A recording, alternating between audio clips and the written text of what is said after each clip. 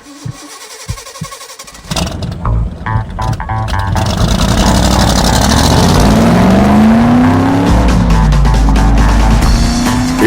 es Combustible para la Vida con el Dr.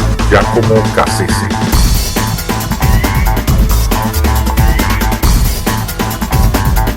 El mito del niño feliz. Es típico de los niños retener una visión idealizada del pasado. A través de sus mentes ingenuas, los niños miran hacia atrás y obviamente lo filtran todo a través de ese prisma mágico y multicolor que hace que las cosas se perciban de forma diferente. Y claro, hay una explicación psicológica para todo esto.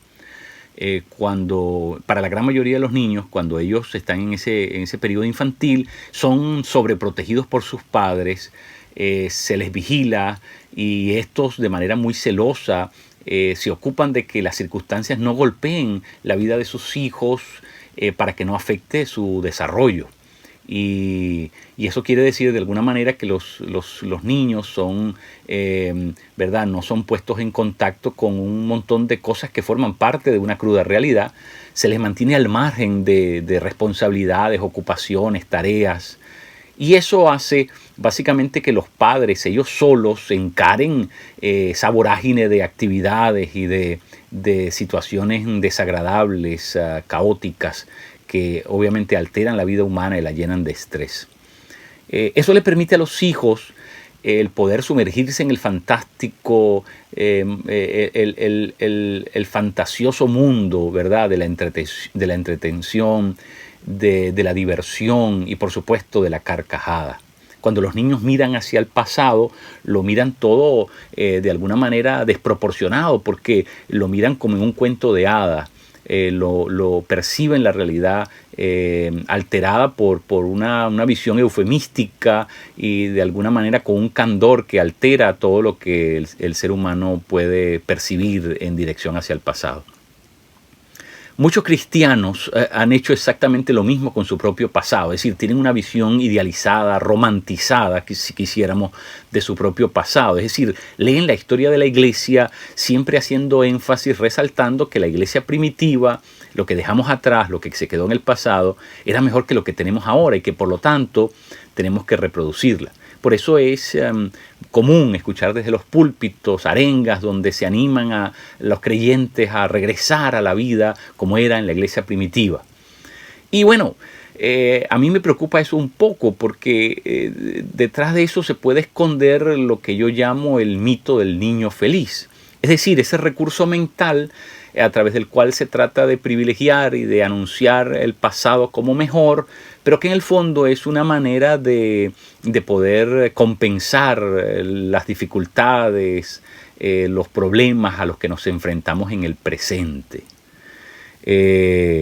Eso, por supuesto, está marcado por una visión que obedece no a una lectura reflexiva, profunda, incisiva de la realidad, sino más bien movida por un sentimiento, por una emoción. Y creo que eso, por supuesto, necesita ser calificado correctamente. Es decir, la iglesia primitiva no era tan extraordinaria y maravillosa como nosotros pretendemos que fue. Basta leer la carta de Pablo a los Corintios para darse cuenta de que la iglesia primitiva tenía muchas deformaciones, tenía muchos problemas al interior. Habían una serie de situaciones calamitosas. Muchas de ellas eran cosas vergonzosas incluso que pasaban dentro de la iglesia. Y Pablo en muchas de sus cartas tiene que atender estas situaciones que obviamente eran situaciones críticas que eran parte de esa iglesia primitiva. También uno de leer someramente las páginas de la Didache, un manual que se supone que es más o menos de fines del primer siglo, en el cual se relata la peste de falsos maestros que polulaba por todo aquellos primeros siglos y que, ¿verdad?, infestaba con su virus, con su flagelo virulento a toda la cristiandad de aquel entonces, con extravíos ¿verdad?, tan fuertes como fue, por ejemplo, los judaizantes o ebionitas, el docetismo, el eusebianismo, el arrianismo, las tendencias nestorianistas, apolinaristas, eutiquianistas, el sebelianismo, el valentinianismo, el monotelismo, el monofisismo, bueno, y tantísimas otras herejías que eran comunes en aquellos tiempos.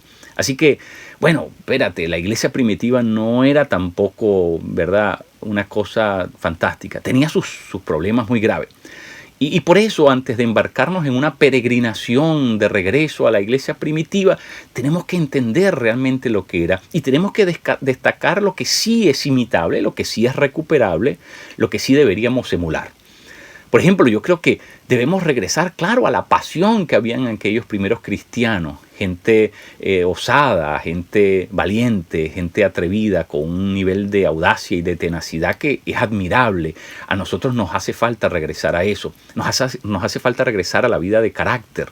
Es decir, no tan emotiva, tan histriónica como la vivimos hoy día, que hemos hecho de las iglesias más bien circos, teatros, donde exacerbamos emociones. No, tenemos que regresar a una vida más profunda de carácter, y creo que la iglesia primitiva puede hablarnos y enseñarnos mucho acerca de eso. Tenemos que regresar a volver a retomar ese carácter de alguna manera, podríamos decir, martiriológico que había en la iglesia primitiva, porque el cristianismo de hoy es laxo, es relajado, es casi una elección personal, es un asunto que no compromete a nadie y que por lo tanto la gente se lo toma como si fuera mercancía abollada, ¿no? Y creo que tiene que ver con que hemos enseñado un evangelio conveniente, un evangelio que se adapta bien a nuestros intereses, a nuestras agendas personales. Digámoslo de alguna manera, un cristianismo con grandes incentivos. Así que tenemos que regresar a la vida mesurada, la vida piadosa y santa, la que vivieron los primeros cristianos, porque nosotros, ¿verdad?, en el mundo occidental nos hemos acostumbrado a hacer nuestra propia versión libre del cristianismo que por último dista mucho de lo que es la aspiración de Dios para sus hijos. Así que sí hay muchas cosas que necesitamos recobrar, pero creo que necesitamos saber cuáles son, porque no debemos copiar, calcar o clonar nuestra iglesia con la iglesia primitiva si en realidad no sabemos lo que necesitamos cambiar. Yo creo que primero tendríamos que tener un entendimiento de nuestros problemas de hoy, de la iglesia de hoy, y saber qué necesitamos reemplazar, porque hemos hecho un cristianismo verdaderamente dislocado. Así que releamos, por favor, lo que dejamos atrás en la iglesia primitiva, pero con lentes más críticos, y apoderémonos de esas cosas que realmente van a ser herramientas muy importantes para comenzar a fraguar un cristianismo que pueda hacerle frente a los retos que se nos vienen encima. Escriban